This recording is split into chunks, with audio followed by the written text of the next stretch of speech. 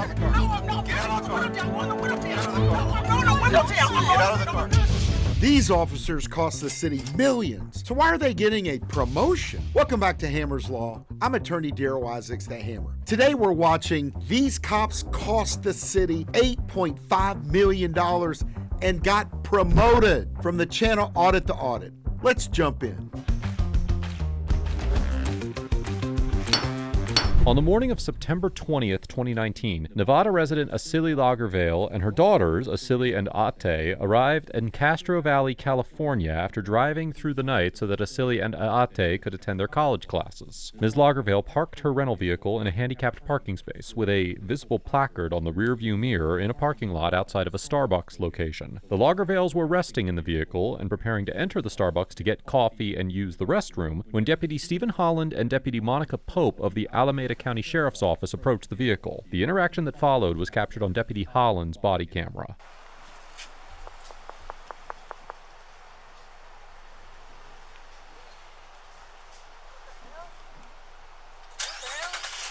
Hi. Hi. How are you? Fine. What are you guys doing here? Waiting to go to Starbucks in a second. Why? Is there a problem? I can't sit here. Well, actually, let me tell you why I'm here. Okay.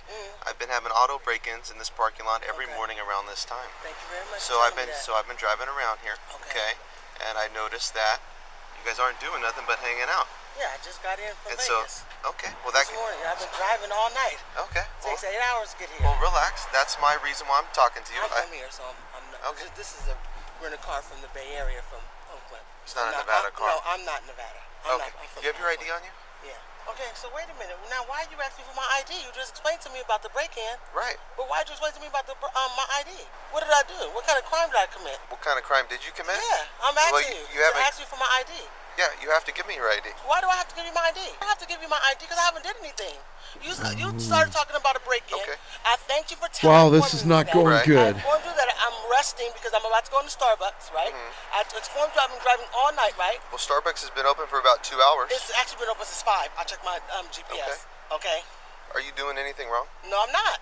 So then what's the big deal? I don't have to give you my ID. I'm not doing anything wrong. Yeah, you do. No, I don't. I know the law. I don't have to give you my ID. I'm not doing anything wrong. Deputy Holland orders Ms. Lagervale to show him her ID, and Ms. Lagervale argues that she does not have to provide identification because she has not done anything wrong. California does not have a stop and identify statute that criminally sanctions an individual's refusal to identify themselves to the police during a lawful Terry stop. And even if it did, it is likely that a court would conclude that the officers did not have reasonable suspicion to detain Ms. Lagervale and her daughters on suspicion of the alleged vehicle break-ins, as the officers later revealed that the suspects in these incidents were black males, and Ms. Lagervale clearly explained that she and her daughters were about to go into Starbucks. Section 12951 of the California Vehicle Code states that the driver of a vehicle, quote, shall have the valid driver's license issued to him. So, just from what I've seen so far, I have to agree with the lady. She has done nothing wrong, and I would give her a chance to go in Starbucks. Or her in his or her immediate possession at all times when driving a motor vehicle upon a highway, and, quote, shall present his or her license for examination upon demand of a peace officer enforcing the provisions of this code. However, while Ms. Lagervale was parked in her vehicle, she was not driving, and it is clear from the interaction that Deputy Holland was not attempting to enforce the vehicle code, but was instead investigating Ms. Lagervale and her daughters for potential criminal conduct. Likewise, Section 22511.56 of the California Vehicle Code requires that an individual using a disabled placard, like Ms. Lagervale was, quote, shall, upon request of a peace officer, present identification and evidence of the issuance of that placard to that person. Here, Deputy Holland did not request evidence pertaining to the issuance of the placard. Instead, he only requested Ms. Lagervale's identification, and did so in the context of investigating the vehicle break-ins. Okay, I always try to see both sides' story. I get it. A lot of times people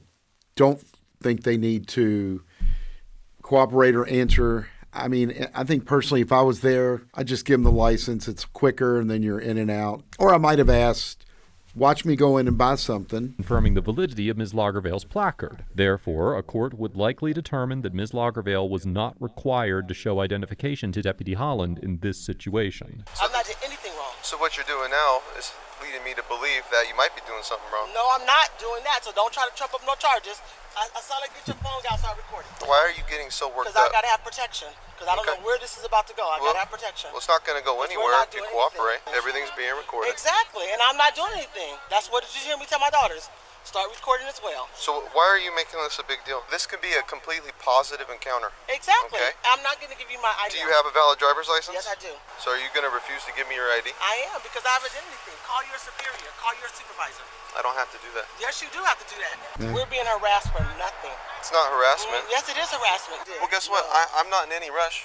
I can hang out here till you want to give me your ID. I'm not. I want you to call your sheriff. I want you to call me or call your superior. Call 911. What is going on here? No, we're not doing that. Okay, everyone in this car is detained. You can go back in the car and wait, or you can go in handcuffs and go in my car. Okay, sit in the car or you're going in handcuffs. I'm not dealing with this. Last chance. Sit in the car or you're going in handcuffs. Handcuffs for what? Yeah, 31 Animal. Start us up there. That was one of the things. This is getting ugly. And you hate to see this. Because chances are she is telling the truth. And I don't know that he's giving her the benefit of the doubt. But now he's obviously concerned for his safety when she keeps threatening to get out of the car. You're not going to do that. You're not going to violate or victimize us. They don't want to listen to us, so let's go ahead and detain these two. No, you're not going to detain them. We haven't did anything.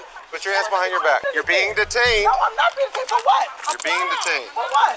Put your hand behind your back or you're going to go to jail. No, I'm not going to jail. You're going to jail. Don't worry. That's fine. We have a lawsuit. I asked for a supervisor. Grab a seat.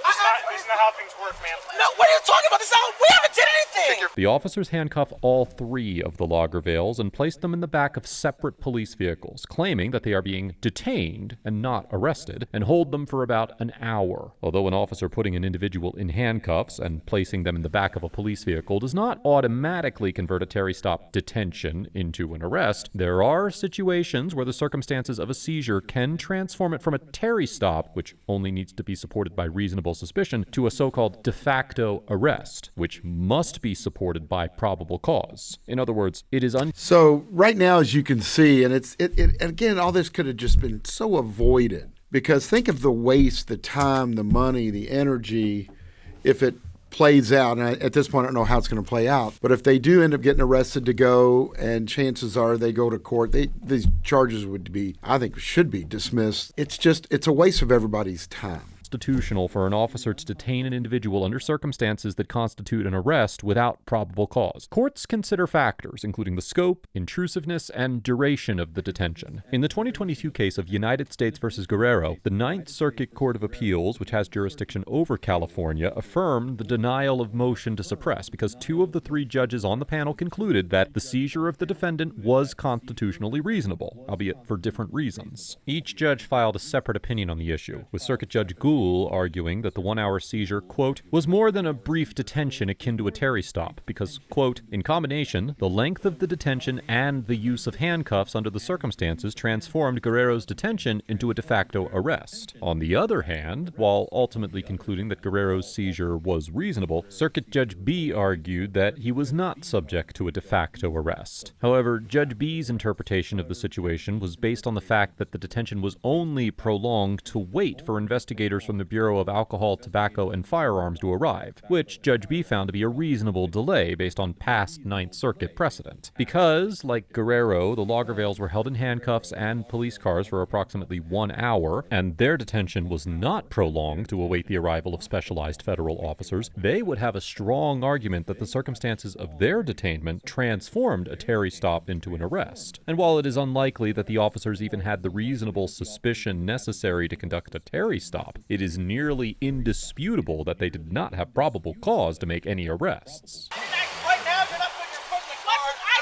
I'm asking you why you're following our instructions. I'm asking you a question. Why am I being arrested? Right now, you're being arrested because you're So not what did I listening do to to us. be arrested? What led up to this? Can you answer that honestly?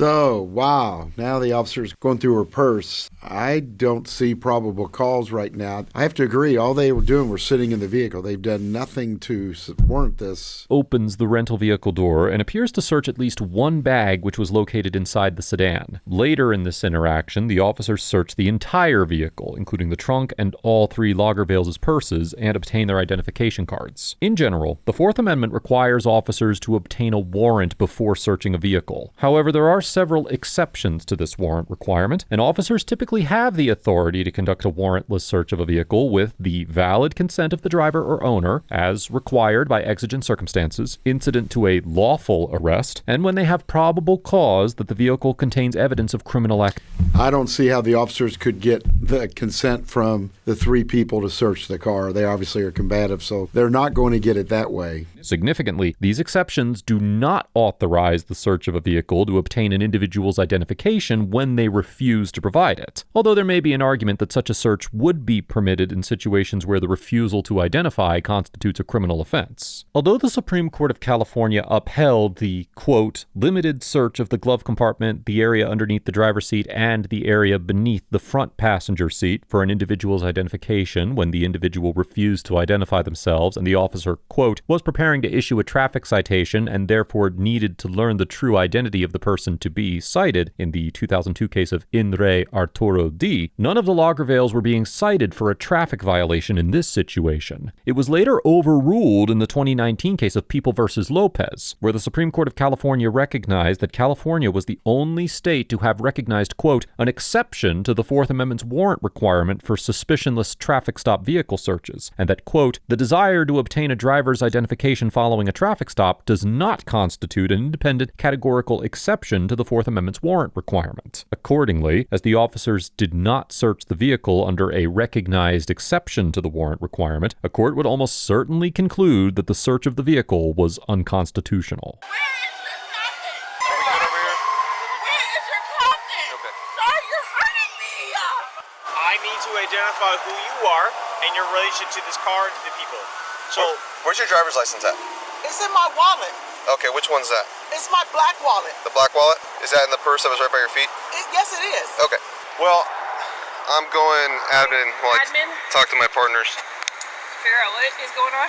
After muting the sound on his body camera, Deputy Holland discusses the situation with Deputy Pope and the other officers that responded to the scene. According to the Alameda County Sheriff's Office General Order Number 8.17, officers in the department may use mute mode, quote, in extended video situations, including search warrants, housing unit searches, and investigative activities where no suspect interaction is occurring. However, the policy requires that, quote, for any mute mode activation for an extended operation, supervisor approval must be sought. Additionally, the policy states that mute mode may also be useful when audio recording should be deactivated, quote, based on articulable reasons, such as sensitive intelligence gathering, when discussing sensitive, tactical, or confidential law enforcement information, or other investigative purposes. The policy also requires that, quote, when utilizing mute mode, members shall verbally announce they are placing the camera in mute mode. It is clear that Deputy Holland's use of mute mode on his body camera in this situation does not comply with this policy. However, it should be noted that the current body camera policy was last revised in December of 2022, and a version of the body camera policy from 2017 did not include these provisions on the use of mute mode. Therefore, it is unclear when these requirements went into effect, and it is possible that when this interaction occurred in 2019, the policy may not have prohibited Deputy Holland's use of his body camera's mute feature. As we discussed earlier in this episode, the officers searched the vehicle, including the Lagervales' purses and the vehicle's trunk, and obtained the Lagervales' identification cards. During this search, Deputy Holland's body camera remained muted. The officers held the Lagervales for about an hour, and then released them without filing any charges. The Lagervales allege that they suffered abrasions on their arms and wrists from the incident. On July 14, 2020, the Lagervales filed a lawsuit against the officers involved in the encounter and the Alameda County Sheriff's Office for assault, battery, false arrest, and a violation of constitutional rights, among.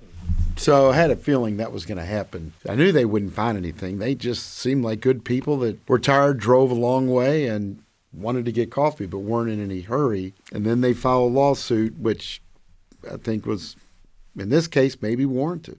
On March 1st, 2023, a federal jury unanimously ruled in favor of the Lagervales and awarded them a total of $8.25 million in damages. Wow. Specifically, the jury held Deputy Holland and Alameda County jointly liable to Escalates for $2.75 million in damages. So obviously, a jury agreed with the plaintiffs, and that's a lot of money. The jury also held Deputy Pope and Alameda County jointly liable to Audi and Escalates for $750,000 each. As of the time of writing this episode, the Alameda County Sheriff's Office has not announced any disciplinary action against Deputy Holland or Deputy Pope. In fact, both deputies have been promoted since this incident occurred. Okay, so they violate their civil rights. They lose millions and millions in a lawsuit, and they get promoted? Overall, the Alameda County deputies get an F for ordering Ms. Lagervale to show her identification when she was most likely not required to do so, unconstitutionally detaining the Lagervales without reasonable suspicion or probable cause, unnecessarily using handcuffs and placing the Lagervales in the back of police vehicles, and searching the rental vehicle in violation of the Fourth Amendment. Handcuffing the Lagervales and placing them in the back seats of cruisers was excessive and appeared to be a punitive reaction to the Lagervales' refusal to cooperate. Deputy Pope and the other officers who responded to the scene still get an F for going along with Deputy Holland's unreasonable and illegal actions, and likely violating the Constitution themselves in the process. The Lagervales get an A for refusing to surrender to the officer's unconstitutional demands for identification, firmly and, for the most part, respectfully advocating for their constitutional rights, and taking prompt and effective legal action against the officers involved in this encounter. It is highly unusual for these types of cases to go to a jury trial, as they are typically resolved via settlement before the lawsuit progresses to the trial phase. And the fact that this case was heard by a jury allowed the Lagervales to receive a public verdict declaring that their rights had been violated. So it's interesting here because obviously the plaintiffs were not going to settle. I'm sure they never anticipated they would win that much money, but they did stand for their rights, and that has to be respected. Without any sort of non-disclosure agreement preventing the public from learning of the Alameda County officer's misconduct. While I'm unsure of the reason this case did not settle, I commend the Lagervales for their patience and their commitment to obtaining justice through the often slow-moving U.S. legal system. I would encourage others who have had their rights violated by the police to learn from their example. Okay, in summary, wow. So looks like the plaintiffs did very well in their civil court, and I think the lesson to be learned here, initially I thought, okay, what harm can it be just give them your ID? But I tell you got to have respect for these plaintiffs. They didn't fold, they didn't cave. Yeah, they got a little argumentative, but they stood their ground, and then they obviously got a lawyer, and they had a jury give them a verdict. So the jury basically decided what the officers did was wrong, and what the plaintiffs did was right. Depending how you look at it, had a great outcome. I'm Darryl Isaacs, the Hammer, and thanks for watching Hammer's Law, and I'll see you at the next video.